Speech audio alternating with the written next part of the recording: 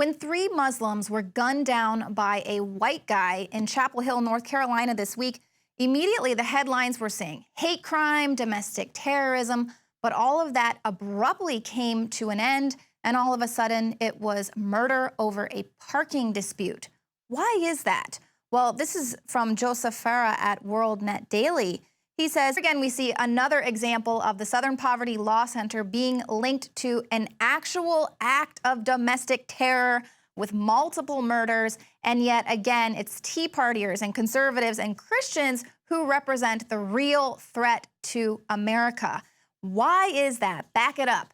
But even when they can't pin the blame in such a way, they can still find some way to spin it to fit their agenda. And this is courtesy of the Daily Beast. They say parking dispute or hatred of Muslims. We still don't know what motivated the slaying of three young domestic terrorists, being a grumpy white guy with a gun. Now, they gloss over the fact that he termed himself a gun-toting liberal on Facebook, and they just focus on his alleged obsession with a movie about a man who snaps and goes on a shooting spree. And they take this from an ex-girlfriend of his who says that he was obsessed with this movie.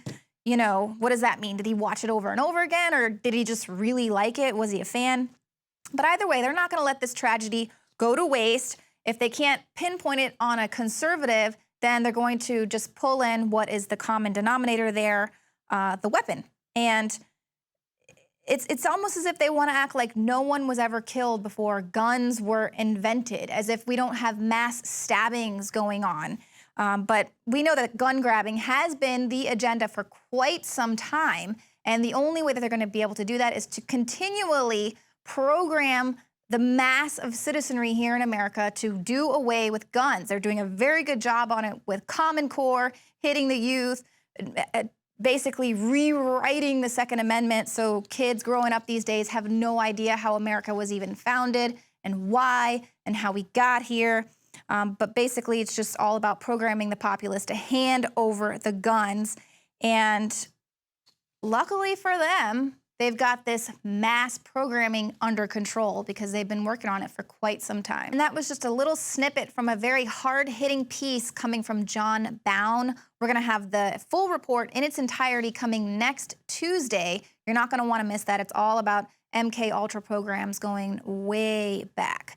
Now, if you are looking for some last-minute Valentine's plans, look no further. McDonald's has got you covered. Record financial downfall as millions of people are becoming very aware of all of the synthetic ingredients that are in their food. So now they're going to directly inject people with synthetic-laden booster shots. Line up for that.